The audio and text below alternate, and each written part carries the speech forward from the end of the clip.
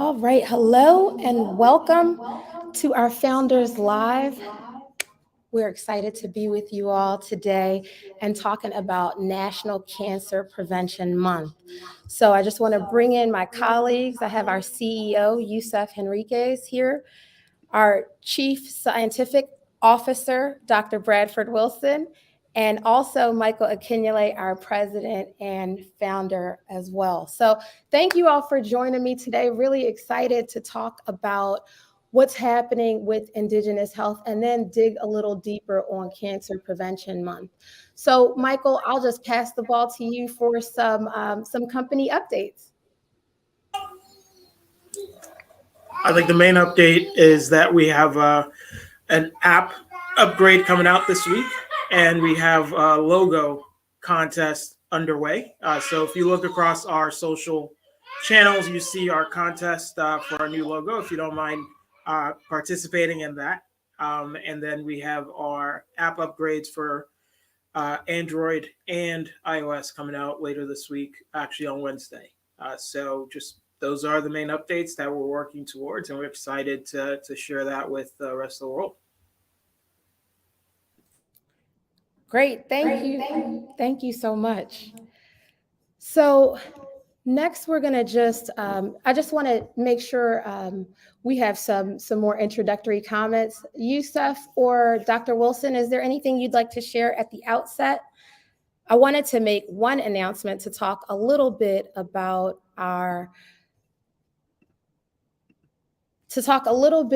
Marcus Garvey, to transition to talking about Marcus Garvey, because we are supporting an initiative to exonerate Marcus Garvey. And this month is when we're doing it. So we only have 2 weeks, a little less than 2 weeks now in the month to go and sign this petition to exonerate Marcus Garvey and to right the wrong that was done so many years ago when he was falsely accused and falsely imprisoned. So please support the effort. You can go to justiceforgarvey.org and check it out. I also want to just give a second for Yusuf to make some comments about his connection with Marcus Garvey and why this is important for Indigenous health. Yusuf? Thanks, Maria. Yeah, as you said, again, it's Black History Month. We like to highlight leaders that is in the past has led movement and change within our community as a Pan-Africanist. Marcus Garvey did a lot for people of color, not just here in the U.S. but also globally. And so, being that I'm a huge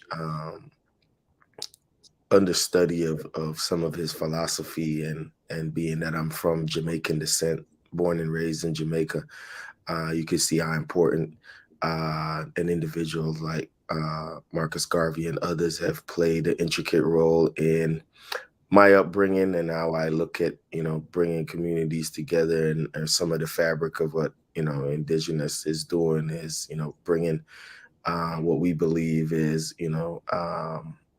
better health outcomes for our people. So I would encourage folks to, join that justiceforgarvey.org website and sign up, support the movement. Again, I think there's enough evidence that have shown why someone of this individual caliber and that's been involved in a huge movement across the diaspora for our people should be given that consideration. So looking forward to folks signing up, and I encourage you guys to support that movement as well. Yeah. And let me just tell you how you sign up.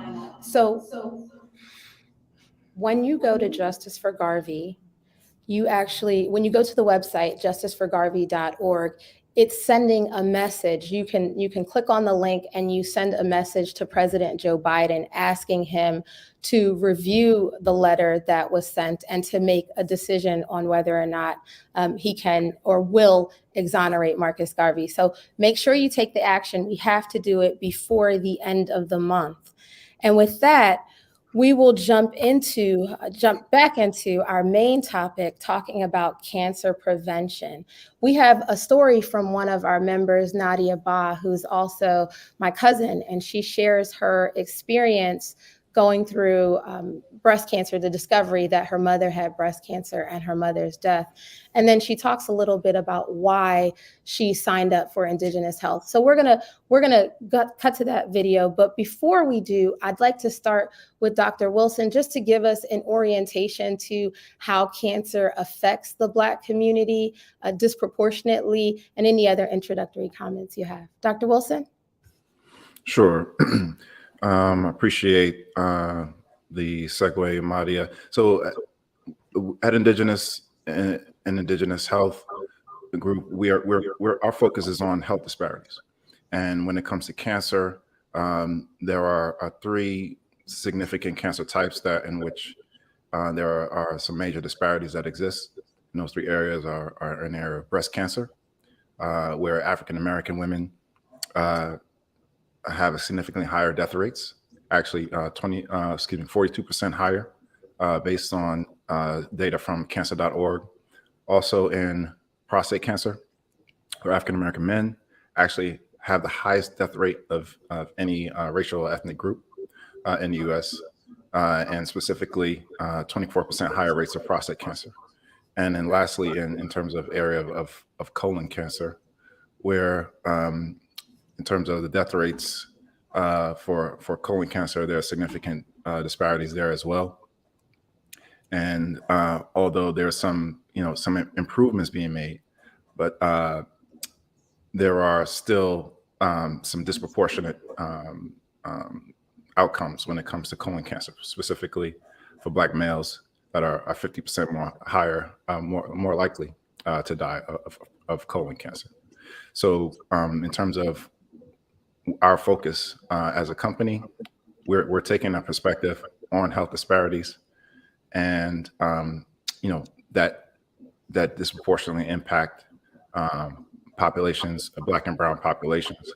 And we know through what we see in terms of data that some of the very same issues that are affecting African Americans here in the States are affecting populations across the African diaspora across the world.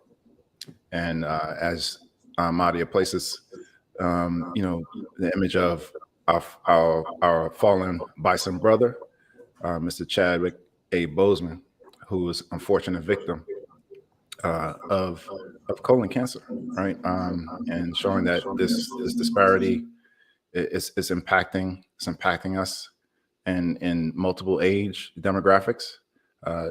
Chad was a relatively young brother, right? And to know that what he was going through, through the end of his career while he was still working, through his struggle with prostate cancer that he unfortunately ultimately lost the battle to, was just a testament to the person he was. So these are very real things that are impacting all of us. My grandfather had prostate cancer. My mother had a breast cancer scare. So this is something that touches a lot of us, and that it impacts us close to home, because these numbers can be a little, we can be a little disconnected from the statistics, right? But when we talk about this in terms of how it's impacting our households, it's a completely different situation. Right, thank you. Well, let's go to this clip of Nadia's video, and then we'll come back up for some more discussion. I just want to remind the folks that are watching, please feel free to submit questions. We love to get your questions, and we're happy to answer them. But we'll go to Nadia's story. She's one of the members of our Indigenous Health Genius community, and she is also a member of our research community.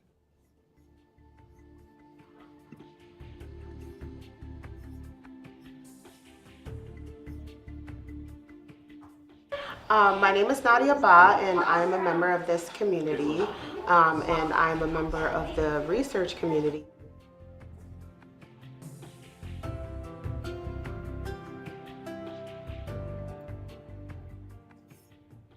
Okay, so can you talk to us a little bit? Just tell us your story. What parts you're comfortable with. Tell us your story. And Nadia has the good fortune of being my little cousin. So I want you to just share what you feel comfortable sharing, because I know being a part of this community and joining the community has been really really important for you, and it ties into your story. So my mom, I lost my mom at 52 and I was 32. And her journey started when I was a senior in high school, actually. She had breast cancer, and then she had a double mastectomy. And after that, she was in remission for a while, about 10 years. And then after 10 years, cancer found its way back. In this form, it was lymphatic cancer. And then at that time, she was treated for that and was in remission for that for about 2 years. And then from there, it went away. Cancer came back as bone cancer. And so it was almost as if it was a cycle. It started out as breast cancer, then lymphatic cancer, then we went to bone cancer, then we went to ovarian cancer. And it was a really big cycle for us. And I love my mom a lot. And in that time, she always wanted me to just live for her, live for myself, but live for her. And I was blessed enough for her to see my daughter be born, and not so blessed enough when she didn't get to see her grow.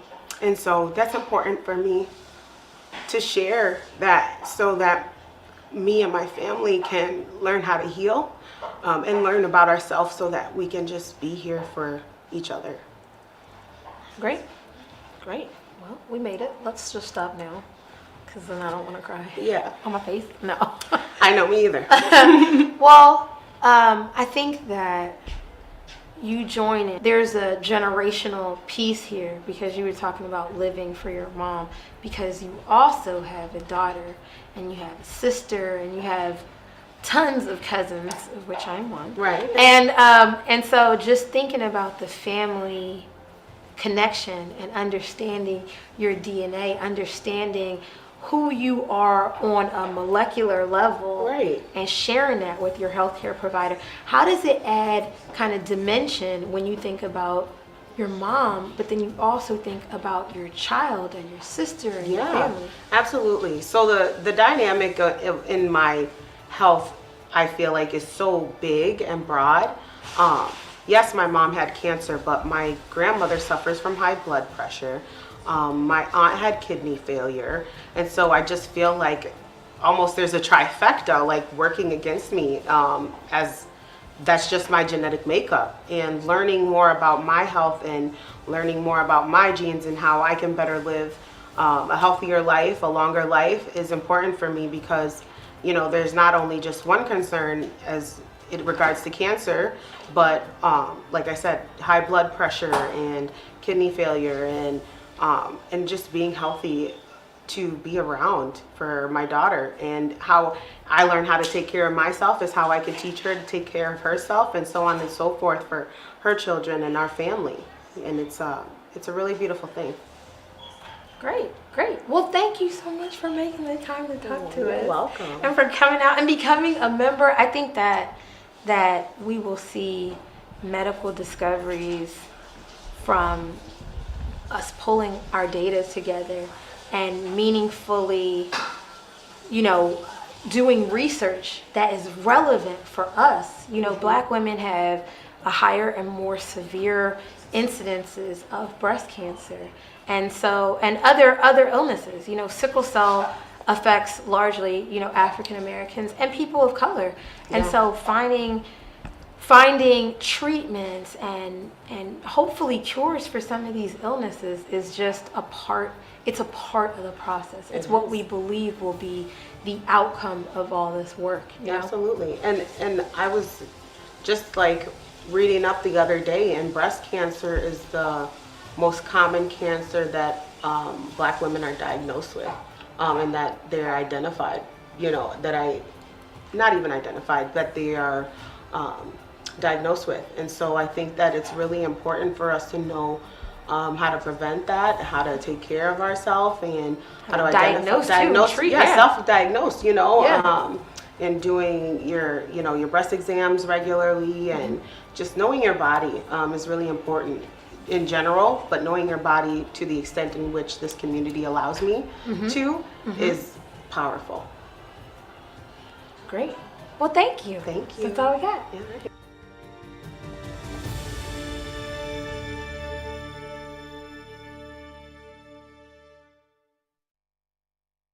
All right.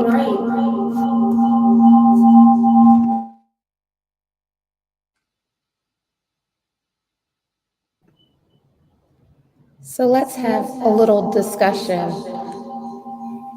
Michael, will you take over? Sure. So thanks for sharing that. I think one thing that struck me with Nadia's story was the multiple conditions that she said she had running in her family, and that is just so common, and it's so heartbreaking because ultimately, when we look at how much shorter life expectancy is for Black men and Black women compared to the general population, it's quite heartbreaking. And it feels like a cycle we can't seem to break out of. Um, I know that's not the case because there's just a lot we could do from the prevention standpoint, but there's still a lot that's stacked against us. So just kind of curious, particularly around cancer. I think prostate cancer and breast cancer were highlighted. What are some of the things folks could do from a prevention standpoint, either I guess diet, exercise, screenings? Like, what are some of these things that have been shown to be helpful for our community? And Yusuf, Dr. Wilson, either one. Sure. I mean, I agree, Michael. And another thing that Nadia's story kind of highlighted was the importance of awareness of what conditions run in your family, because those essentially give you a huge key and huge indication of what you're at increased risk for, right? So we're undertaking, these efforts to really understand the genetic drivers of these conditions, but we do know that family history is the best proxy for your risk. So if you have someone in your family who has cancer or who had cancer, you have increased risk for cancer. If you have someone in your family who has hypertension, heart disease, diabetes, you are at increased risk for hypertension, heart disease, and diabetes. And then she actually also in the segment, another thing that was resonated with me was that when we look at these things, we also have to talk about the comorbidities, right? So we talk about hypertension in our community, and the comorbidity is the kidney failure, right? Because the high blood pressure, eventually what happens with the kidney is that the kidney gets starved because the blood supply to the kidney is so delicate, and that as a result of chronic hypertension, that kidney is not getting fed. The kidneys are not getting fed the nutrients that they need to live, and eventually the tissue just dies. And then after that, you have two options: dialysis or transplant. So this is actually something that again struck home, hits home for me. My mom's husband, former veteran, U.S. veteran, former U.S. New York City police officer, had chronic unchecked hypertension. Didn't know it, went downhill really quickly. His kidneys failed, had to go on dialysis, and unfortunately, within a year, he succumbed. And I went to New York last July to attend the services. So, this is something that, impacts us. And a lot of the times, some of these things are preventable, right? We know that, sodium intake is a really big driver of hypertension, right? So you can limit, the amount of sodium you eat in your diet and reduce that, and do that in lots of ways. But then there's still some people who do that, they completely eliminate all the sodium out of their diet, but they still are hypertensive. And that's where we talk about the genetic drivers of things. So, but it all starts with awareness, right? You can't make the better decisions about what you eat and your lifestyle if you aren't aware of what you're increased risk for in the first place, to know which things to look out for, which things to be more hypervigilant about. For example, your cousin Nadia, she had breast cancer in the family. That means that she needs to be more hypervigilant, be more vigilant about self-exams because of that increased risk. If you have hypertension in your family, you probably want to make sure that your blood pressure numbers are in normal range. If you have diabetes in your family, you might want to be more attentive to what your blood sugar levels look like. So all these are examples of different ways that knowledge, information can be translated into preventative measures that can ultimately result in better quality of life.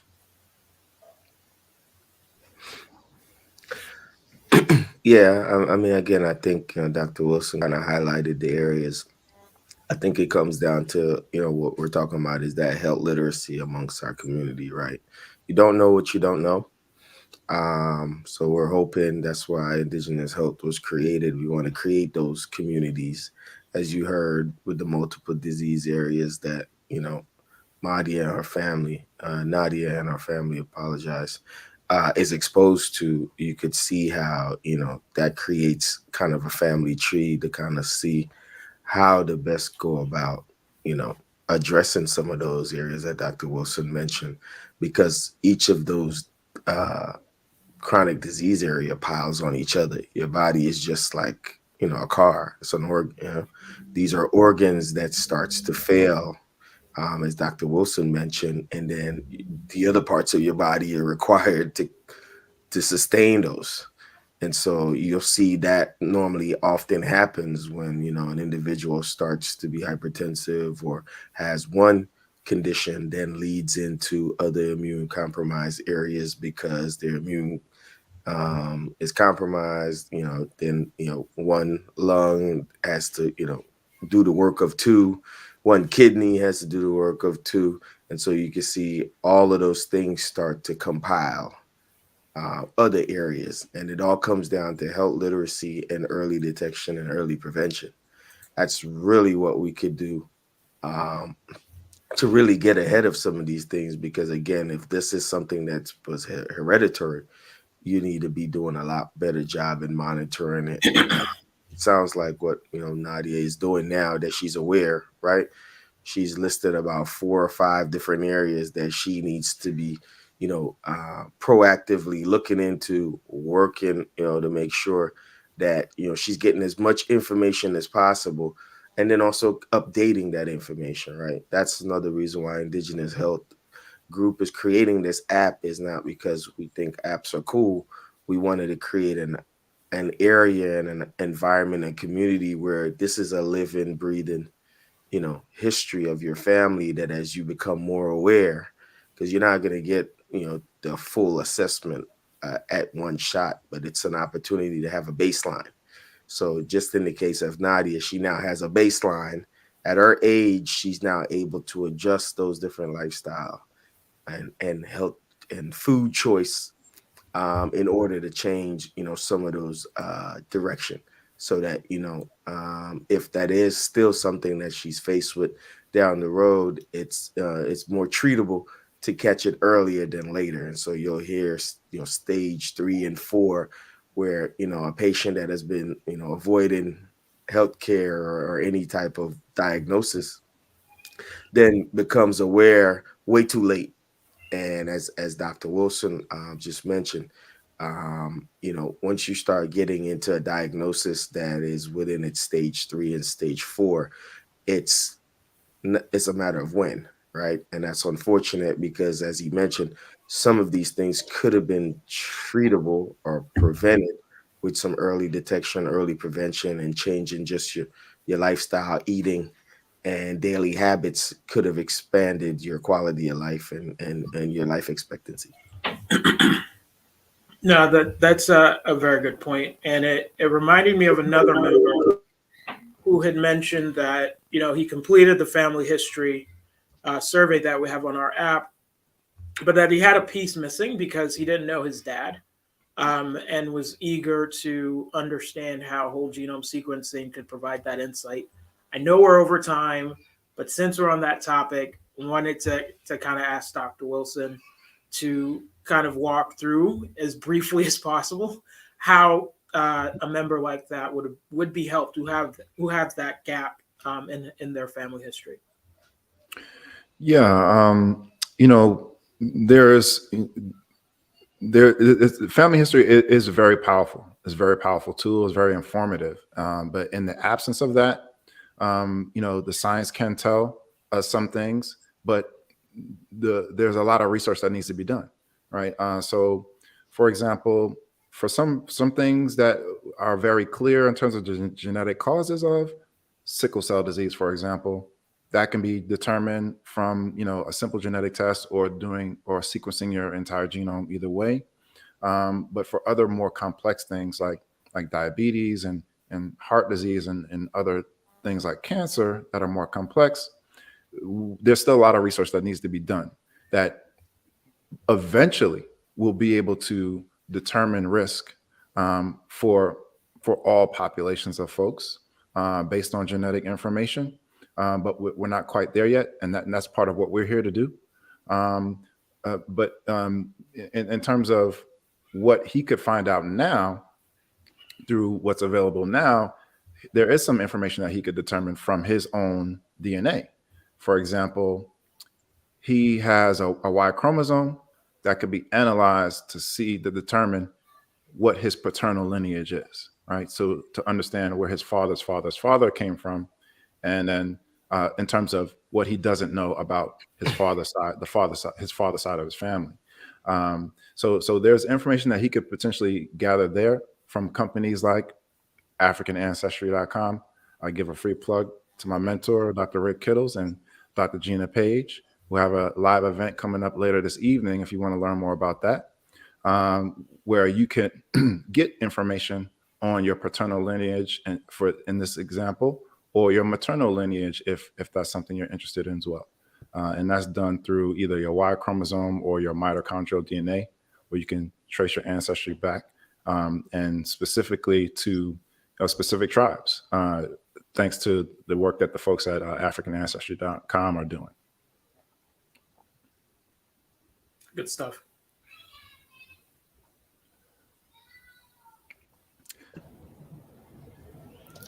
All right. Well, I think we are in a good place. I know we went a little over, but thank you all for the conversation. I think just as we close, it's really valuable to have your information, especially on your phone. So getting the app and filling out the health assessment is going to be a great conversation maker with your doctor as you plan for your health and wellness. So we'd love for you to go to the website, visit us at biasforall.com, join our community. Our app will be available in the iOS and Android stores later this week. So stay in touch on that. All of the folks that are on our email list will get the notification first. So we're really excited to launch that and really excited to continue these important conversations about our health and wellness. Any closing comments from you all, gentlemen, before we close? No, just thank you for being on the journey with us. It's a message to everyone. Great. Well, thank you all for joining. Go ahead, Yusuf. Sorry. No, thank you guys for joining. Like you said, go to our campaign, biasforall.com, sign up. I think, what we have in store with the app, all of these, stories that you've heard, given my story with my daughter's genetic rare eye condition, Nadia's story, and others to come, you'll hear that fabric of really what we need to do in our community is really come together and create these environment for individuals that want to learn more information about their genetic makeup and their family history to really start building community. Starts with us. Right now, it's just 4 of us on here, but I'm hoping that we end up with a panel with, 20,000 people on here when the internet could hold it, just so we could start building that community. But it starts with a small group right? And again, I think as we start to build a community with the advisors we have, and bring some of these rare conditions, cancer conditions that are highly visible and been highly visible in our communities, it's now time to do something about it in 2022. So thanks everybody for joining. All right. And Thanks for with joining that, us, we will everyone. close out. Oh, I'm sorry. Brad, did you want No, to I was say just saying something? thanks for joining us this as well. Yes. Thank you all for joining us. And we will see you all next week. Next week, big announcement. So don't miss it. We're going to have some special guests on that we will announce later on this week, but you don't want to miss the Founders Live next week. Thank you all for joining, and we'll see you then. Bye-bye.